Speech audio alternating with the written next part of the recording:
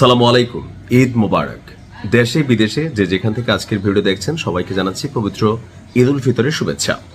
তো ঈদের খুশিকে আরো বেশ কয়েক গুণ বাড়িয়ে দিতে আজকের এই ভিডিওটি। যদি ভাল লাগে, যদি মনে করেন ইয়েস ইরান ওই রাষ্ট্র যে রাষ্ট্রটা আমরা বানাইতে চাই, ইরান ওই ক্ষমতা বা নেতৃত্ব যারা পশ্চিমাদেরকে একমাত্র আরব রাষ্ট্র যারা ধুচানি খাওয়ায়, ভাই যেই জিনিস ইরান বের করছে আমেরিকার তো ঘুম হারাম।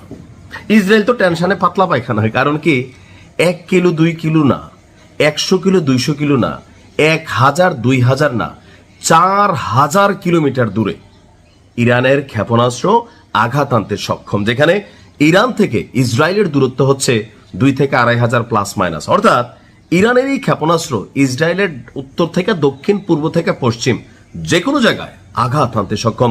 পুরো বিশ্বকে তাক লাগিয়ে দিয়েছে। আর ট্রাম্প এই যুদ্ধ চালাবে কিনা টেনশনে পড়ে গেছে।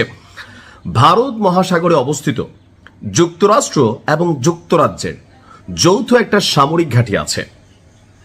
আপনার ওই সামরিক ঘাঁটি যেটা নাম হচ্ছে ডিয়াগো গার্সিয়া, সেই ডিয়াগো গার্সিয়াকে লক্ষ্য করে দুটি মাঝারি পাল্লার ব্যালিস্টিক ক্ষেপণাস্ত্র ছড়েছে ইরান। একাধিক মার্কিন কর্মকর্তার বরাতে এই খবর প্রকাশ করেছে দ্য ওয়াল স্ট্রিট জার্নাল। বলা হচ্ছে যে আপনার একটি ক্ষেপণাস্ত্র মাঝপথে বিকল হয়ে গেলেও আরেকটি তার লক্ষ্যে পৌঁছেছে। দূরত্বের পরিমাণ প্রায় 4000 কিলোমিটার। যুক্তরাষ্ট্রের একটি যুদ্ধ জাহাজ থেকে SM-3 ইন্টারসেপ্টর নিক্ষেপ করে এটাকে অকেজো করার চেষ্টা করা হয়েছে, তবে ক্ষেপণাস্ত্রটিকে সফলভাবে ধ্বংস করতে পারেনি।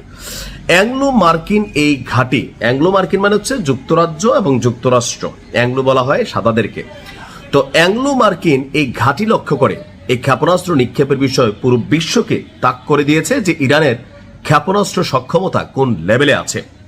বিশ্লেষকদের মতে ইরান থেকে 4000 কিলোমিটার দূরের এই ঘাঁটিকে লক্ষ্যবস্তু করে দেশটির ক্ষেপণাস্ত্র সক্ষমতা সারা বিশ্বকে আপনার নতুন করে ভাবাতে বাধ্য করছে। কারণ এর আগে ইরান দাবি করেছিল তাদের কাছে সর্বোচ্চ পাল্লার আছে 2000 কিলোমিটার, কিন্তু এই 4000 কিলোমিটারের মেশিনারি যে তাদের কাছে আছে এটা কোনো গবেষণা সংস্থা, কোনো গোয়েন্দা সংস্থা, আমেরিকার কোনো সংস্থা যারা বিভিন্ন দেশ নিয়ে গবেষণা করে সামরিক সক্ষমতা নিয়ে মানে কি বলা হয় যে ক্যাটাগরি করে, তারাও টের পায় নাই। অর্থাৎ ইরানের ভান্ডারে এমন মেশিনারিজ আছে এটা তো মাত্র 4-8 তো থাকতে পারে, খোদ মার্কিন যুক্তরাষ্ট্রকে আঘাত করতে পারে এমন হয়তো ক্ষেপণাস্ত্র বানাই রাখছে, যার কারণে আমেরিকা টেনশনে পড়ে গেছে।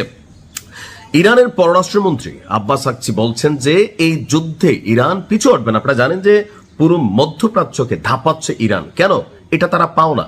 আমি আবারও বলি, আমার বাংলাদেশে যে সকল ভাইরা আমার উপর অনেক রাগ করেন, সৌদি, মক্কা এবং মদিনা আর পৃথিবীর বিভিন্ন মধ্যপ্রাচ্যের যে রাষ্ট্রগুলো আছে সেখানে সাধারণ মানুষকে কিন্তু ইরান টার্গেট করতেছে না। ইরান টার্গেট করে কারে? ইরান টার্গেট করে ওই জায়গাগুলো যেখানে আমেরিকা একটা বিশাল বিনিয়োগ করে বসছে।